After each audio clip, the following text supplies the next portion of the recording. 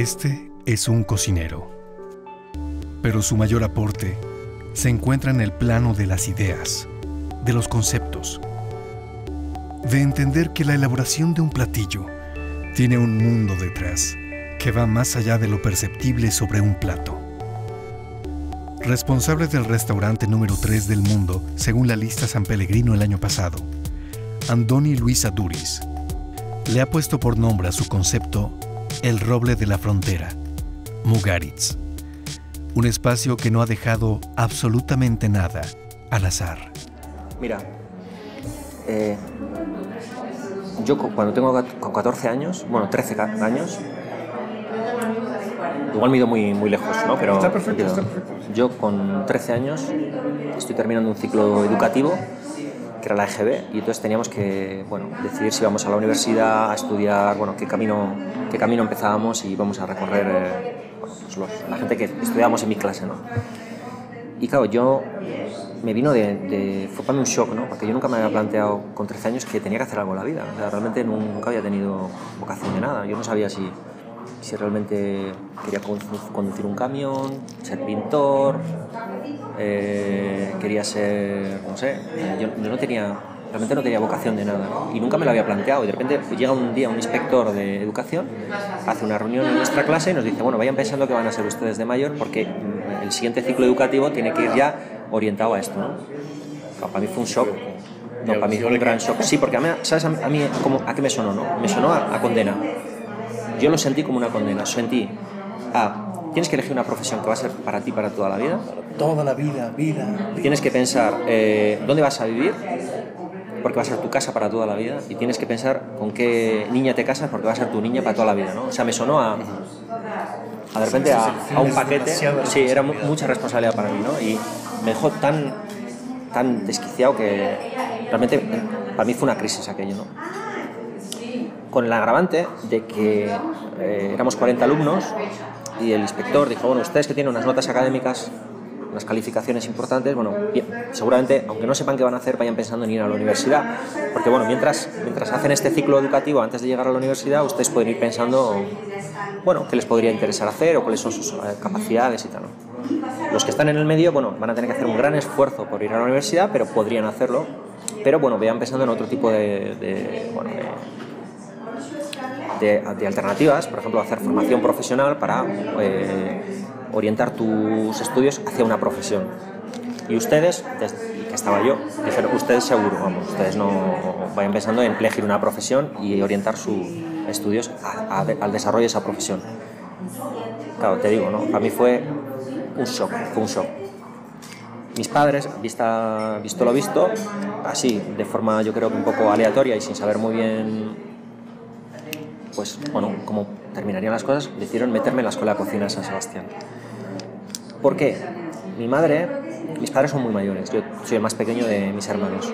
Mi madre hoy tiene 82 años, ¿no? Hoy en día. Yo tengo 40, mi madre tiene 82. Y mis padres han vivido épocas muy duras en España, ¿no? Y mi madre tenía una cosa muy clara, que es que hiciera, lo que tenía que hacer era estudiar. O sea, da igual lo que tú hagas, pero tienes que estudiar. Hicieron un gran esfuerzo por meterme en la escuela de cocina y que yo estuviera 5 años en aquella escuela, porque mi madre, yo creo que en el fondo lo que pensaba es, independientemente de que no sea cocinero, son 5 años que ha estado estudiando, ¿no? Y esto siempre es importante. Yo eso lo tenía muy claro a mi madre. Claro, yo lo veo ahora con la distancia. En su momento no lo comprendía. Caí en la escuela de cocina. A mí al principio la cocina ni sí ni no, ni me interesaba. A mí sí me interesaba desde la conciencia del esfuerzo que hacían mis padres para pagar los estudios, no defraudarles. Es decir, yo tenía muy claro que para ellos era un gran esfuerzo. Y yo lo que hice fue, bueno, pues básicamente estudiar en la medida de mis posibilidades y de mis capacidades para realmente, bueno, simplemente tenerles, no contentos, no era un tema de contentos, sino, bueno, realmente, sí, decir, oye, eso es retribuir. Y bueno, esto hay muy poca gente que lo sabe, pero yo incluso repetí un año en la escuela de cocina, fíjate si era mal estudiante, ¿no? Y me interesaba poco. Era básicamente cuestión de interés, supongo. Sí, no, realmente yo no tengo una capacidad, lo hablaba con algún cocinero más aquí estos días, ¿no? Yo soy una persona soy muy despistado y tengo un déficit de atención importante, ¿no? Entonces, las cosas en realidad si no me interesa no les presto mucha atención, pero cuando hay algo que me interesa, oye, que realmente me pongo a ello, ¿no? Y a mí la cocina, pues bueno, ni me interesaba ni me dejaba de interesar, lo hacía y ya está. Pero de repente un día cayó en mis manos una revista, ¿no? Una revista de gastronomía, ¿no? Como pasa muchas veces, y empezaron a caer libros de cocina en mis manos y empecé a ver que había personas que proyectaban, que no solamente cocinaban, ¿no? Sino que proyectaban su forma de entender la gastronomía a través de sus platos. Aquello me fascinó. O sea, aquello fue para mí realmente una especie de no sé, oportunidad, fue como de repente darme cuenta que la cocina realmente era una actividad creativa que dejaba espacios para que las personas realmente pudieran aportar algo, no era simplemente una receta. Sí, tú coges una receta y tú la replicas, no eres un ejecutor, sino que realmente podías interactuar y yo ahí realmente me cambió la mentalidad y me esforcé, me comprometí de alguna manera para intentar trabajar con estos cocineros. Yo quería ir a esas cocinas. ¿Qué cocineros eran? Pues bueno, en principio los de mi entorno, que eran muy reconocidos, ¿no? Pero claro, yo no tenía padrinos, o sea, yo no podía ir a los mejores restaurantes ni del País Vasco ni de España, porque claro, yo no conocía a nadie y no tenía cómo ir, ¿no? No cómo podías aprender. llegar como estudiante No, ni mucho menos. Normalmente, en muchos casos, a esos restaurantes vas a través de influencias, de apoyos de terceros, es decir, yo realmente no tenía posibilidad. Entonces tenía que hacer mi recorrido por mí mismo. Entonces empecé en una pizzería, trabajé muy duro, pero coincidió que esa pizzería era propiedad de un cocinero muy conocido en el País Vasco que tenía un restaurante de mayor calidad. Entonces mi objetivo era aquel restaurante. ¿Qué edad tenías entonces? No sé, 17 años.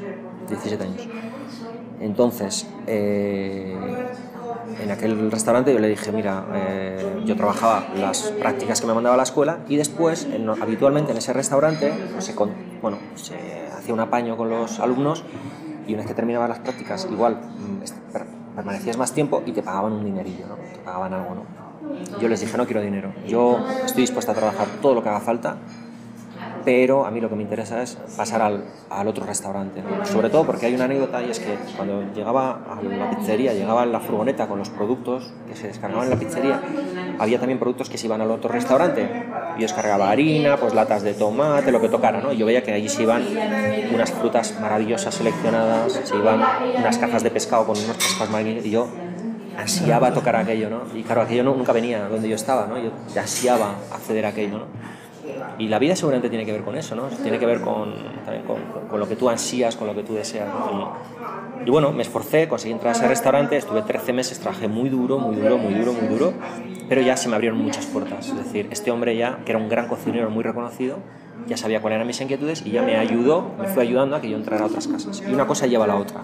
Pasé a un restaurante muy bueno en el año 91, que era Zuberoa, que es un restaurante en España muy conocido. De Zuberoa ya me fui a Barcelona, me hice un curso de sommelier, trabajé en el mejor restaurante de Barcelona de la época, que era Neixen, volví a San Sebastián, hice pequeñas prácticas en obradores de pastelería porque yo tenía la necesidad de reforzar mi conocimiento en pastelería. Fui a Francia, estuve con Fermín Arrambide. Fui haciendo pequeñas estancias y grandes estancias. Estuve en Arzac en el año 92, y a finales del 92 me fui a Aquelarre. Me presenté a un concurso de cocina y quedamos segundo con el que hoy es mi socio, quedamos segundos en este concurso. ¿Qué preparaste esa vez?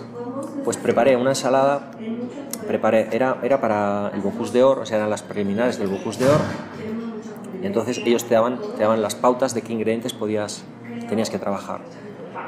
Recuerdo que los dos ingredientes con los que teníamos que trabajar era un rodaballo y un solomillo. Y es muy gracioso, bueno, es así, con perspectivas de una ingenuidad increíble, ¿no? Nosotros nos gastábamos todos nuestros ahorros en poder comprar un rodaballo de calidad, ¿no? Y no sabes lo que nos suponía comprar ese rodaballo, no lo sabe nadie, ¿no? Y las pruebas las hicimos, en casa de mi compañero, ¿no? De mi socio. O sea, hicimos pero lo ves con distancia y era increíble, ¿no? Porque muchos de los participantes ya eran profesionales, tenían recursos, trabajaban en los restaurantes, ¿no? Creo que nos presentamos 25 30 grupos, ¿no? Y para nosotros, que nadie apostaba por nosotros, porque incluso en aquel concurso había como favoritos y tal, ¿no? Quedar segundos fue realmente un exitazo. Y resulta que el premio era permanecer de estancia una semana en Arzac. Y yo dije, oye, esto es una tomadora de pelo, es que yo ya estoy en Arzac, quiero cambiar el premio, yo no quiero estar una semana en Arzac porque ya estoy en Arzac, quiero cambiar el premio, ¿no? Y bueno, hasta tal punto era singular la historia que desde Arzac había un cocinero que se presentaba también al concurso y nosotros le ganamos. O sea, nosotros éramos como los marginales, pero al final tuvimos mucha suerte, ¿no? Entonces yo cambié y yo pedí que me cambiaran ese stage. Yo dije, yo quiero ir a un restaurante, pero quiero ir toda una temporada. Quiero ir a un restaurante que hay en Cataluña, que yo he visto en una revista que hace una cocina que a mí me interesa mucho. Un restaurante muy conocido. Estoy hablando del año ya 92, el año 92, Para ir el 93, cuando yo terminara en Arzac y Aquelarre mis prácticas, yo me quería ir a ese restaurante. O sea, cambiaba mi semana de Arzac por una temporada en este restaurante. Un poco menos pensaban que estaba loco, un poco menos, porque dijeron, pero bueno, tú mismo. El restaurante era el Bulli. Entonces yo llegué al Bulli en el año 93, cuando el Bulli no era el Bulli que soy. Anécdota. Ferran ya era Ferran Adrià. Hombre, desde que nació era Ferran Adrià. Sí. ¿No? Porque se llamaba Ferran Adrià. No era lo que es. No, te voy a contar la anécdota. ¿Tú sabes las reservas, hoy, las plazas que hay en el Bulli? Hoy, 8.000 plazas al año. ¿Cuántas solicitudes de plaza, cuántos comensales llaman, cuántas solicitudes hay para poder comer en el Bulli? Cerca de 250.000 personas quieren ir a ocupar una de esas 8.000 plazas. En el año 93, cuando llegué al Bulli, había días que dábamos 0 clientes. 0 clientes. O sea, esta es la realidad que yo viví en el Bulli. Y viví una época de un Bulli magnífico. Era el Bulli donde se montó el primer taller creativo, con lo cual a mí me metió Ferran en el taller creativo, entonces pude vivir la construcción de lo que ha sido después toda el mundo creativo del Bulli. Entonces tuve mucha suerte porque conocí un restaurante con un gran potencial, con un Ferran absolutamente comprometido con lo que estaba haciendo, con mucha creatividad, rompiendo moldes que jamás antes alguien se había atrevido a romper, y en un marco, para mí, de valores, que era lo que a mí más me ha servido. O sea, por encima de la situación económica que se podía estar viviendo, por encima de las críticas tremendas que podía estar viviendo por romper una serie de conceptos que estaban ahí implantados, ¿no? O sea, el Bulli para mí fue una escuela de valores. O sea, flexibilidad, compromiso, constancia, creatividad, todo eso lo aprendí en el Bulli. Y todo esto a mí me sirvió para que cuando yo terminé en el Bulli, luego estuve un año con Martín Berasategui de jefe de cocina, y cuando yo ya entré en Mugaritz y empecé con mi proyecto y pasé mis primeros 8 años, Mugaritz tiene 14 años, cuando pasé los primeros 8 años tremendos de complicación, dureza y tal, ¿no? A nivel económico, en todos los niveles, yo me sujetaba y yo me aferraba a lo que había vivido en el Bulli. Yo sabía que mi proyecto era bueno. Y yo sabía que precisamente los proyectos, cuanto más buenos son, en el sentido de que más auténticos son, poniendo al auténtico el epígrafe de buenos, yo sabía que iban a ser muy difíciles de vender y de ser aceptados por la sociedad, ¿no? Y yo sabía que íbamos a tener un gran recorrido de complicaciones, sufrimientos y tal. Pero a mí me sirvió el hecho de haber pasado por el Bulli. Es decir, yo sabía que tú tienes que defender tus sueños y tienes que tener constancia y tienes que creer en lo que tú realmente consideras que merece la pena, ¿no? Y bueno, esta es un poco mi trayectoria, ¿no? Las técnicas ahí, cocina molecular, que era como lo más nuevo en el momento. Siento que ahora ya le diste una vuelta. Bueno, hay que entender una cosa, ¿eh? Yo en la época que estuve en el Bulli, nosotros trabajábamos mucho lo que eran conceptos. Tú tienes una idea, un concepto, y para acceder a ese concepto, a esa idea, tú desarrollas muchas veces una técnica, o a veces también una técnica te lleva a un concepto, ¿no? Pero bueno, allí se vivía un ambiente muy creativo, se vivía una realidad, se desarrollaron muchas cosas. Yo estaba en el Bulli el día que se inventó la primera espuma. Y estudié en el Bulli, yo participé, estaba en el equipo creativo el día que la primera espuma salió. Fue un golpe de euforia y era un desastre, porque la hicimos mal, o sea, porque en vez de meter CO2 metimos, no sé qué metimos, bueno. O sea, yo he vivido una etapa creativa, pero a mí lo que me ha dado ha sido si quieres, lenguaje creativo, mirada creativa. No es tan importante lo que haces como la oportunidad que te da para poder hacer más cosas, ¿no? O sea, para mí las técnicas siempre han sido herramientas. Hoy son unas, mañana son otras, en el futuro son otras. Lo importante es tú qué quieres hacer con esas técnicas, ¿no? ¿Qué les pides, qué exiges, qué pretendes que sean? Esto es lo importante y esto es lo que yo me llevé de alguna manera, ¿no? A mí me dieron la oportunidad de... Yo aprendí a trabajar en libertad, sin complejos. Esto es lo que me aportó, ¿no? Más que una técnica en concreto, me enseñó a un patrón de conducta, ¿no? Y ese es patrón de conducta que después he intentado llevar y gestionar a la hora de desarrollar mi propio proyecto, ¿no? Y el propio proyecto tiene que ver con lo que piensas, con una filosofía, con encontrar sorpresas tal vez en los elementos más inesperados, ¿no? Bueno, es que es complejo. Yo creo que por un lado es sencillo, pero por otro lado es complejo. Es decir, ¿cómo diría yo? Es como si los procesos fueran complejos, pero los hechos fueran sencillos, ¿no? Y esto es un poco lo que nosotros nos toca vivir, ¿no? Es decir, el objetivo que yo tengo en Mugaritz es, al final, construir experiencias. Al final la gente obviamente viene gente de todo el mundo, y ellos seguramente ni se plantean a qué vienen. Saben que vienen a un restaurante, pero ellos se marcan unas expectativas. Y son expectativas que realmente trascienden lo puramente sensorial. Es decir, vas a comer y ante un plato tú te enfrentas a una serie de estímulos, ¿no? Pueden ser sensoriales, pero realmente hay muchas más cosas, ¿no? Y hay una historia para contar, y hay realmente la construcción de un momento, y hay un proceso de reflexión, y hay una... Entonces, ¿cómo gestionas eso? Pues a través de un estilo que tiene que ver mucho con la personalidad que yo tengo. Es decir, mis platos pueden ser austeros, evidentemente muy naturales, de alguna manera pueden ser orgánicos, en la forma son de una gran austeridad, pero yo, detrás de todo lo que hago, siempre busco elementos de imprevisibilidad. Da igual donde me mueva, da igual que me mueva en platos que tengan que ver con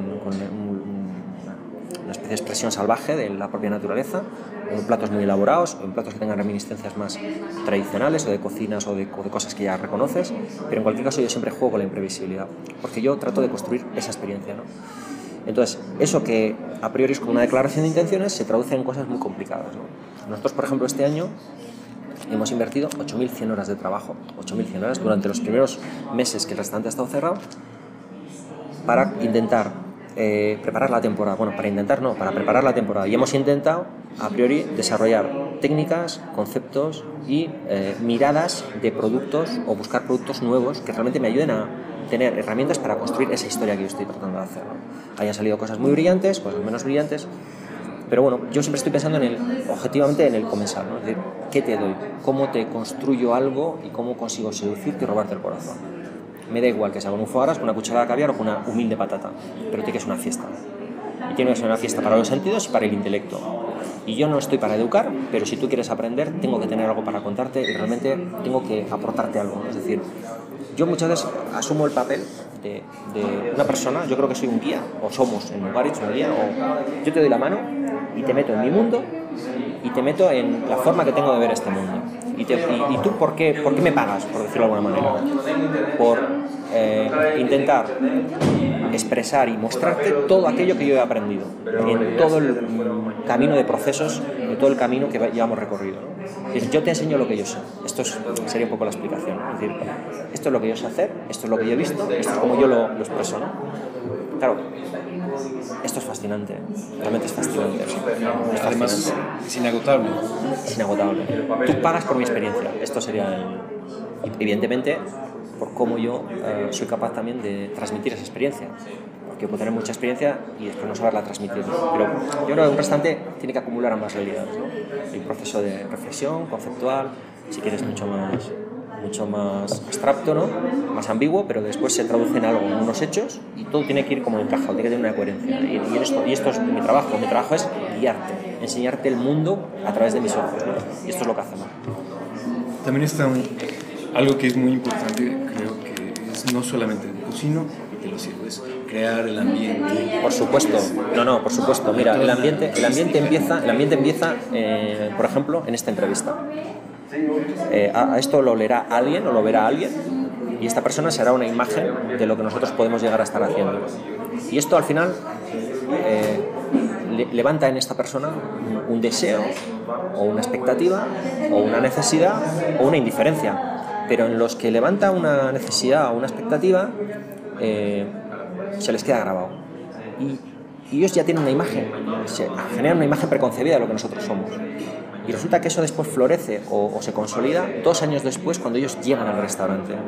El siguiente punto de conexión con nosotros ya no va a ser a través de una entrevista, va a ser a través del teléfono cuando llamen al restaurante. Y la persona que les atiende, la música que hay detrás del teléfono, los datos que nosotros damos, lo que comunicamos a través del teléfono es otra ventana hacia nuestro mundo. A través de los medios de comunicación, a través de la web, hay otra manera de conectar con nosotros. Todo eso va construyendo una especie de idea en las personas de lo que nosotros podemos llegar a estar haciendo. Y luego ya eso se consolida en algo que es el día que tú pones el pie en el restaurante. Y en el fondo, bueno, intentamos construir casi un escenario donde realmente todas esas ideas, todo ese mensaje que te hemos dado, a veces años antes de que tú puedas llegar a venir, pues realmente sean coherentes con el mensaje que tú has recibido, ¿no? Y nosotros evidentemente tratamos de cuidar todos los detalles.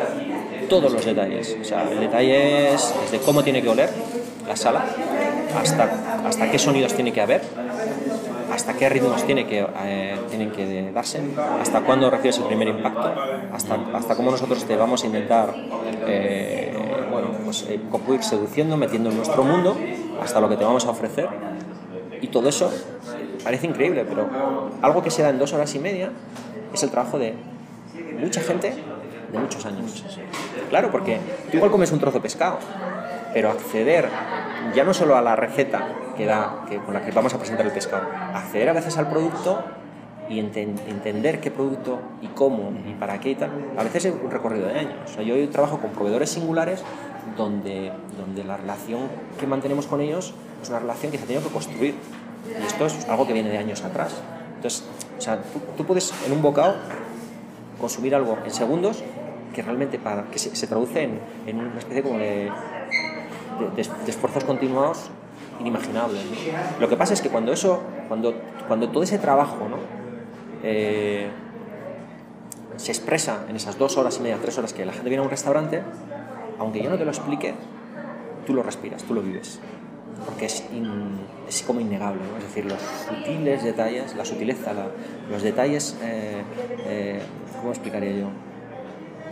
Muchos pequeños detalles encadenados, aunque tú no sepas traducirlo o verbalizarlo, y en el momento, consciente, tal claro, vez. en el momento hay mecanismos que sí te ayudan a presentirlo. Tú sabes que ahí está pasando algo que no es habitual, no lo sabes explicar, pero esto se da, ¿no?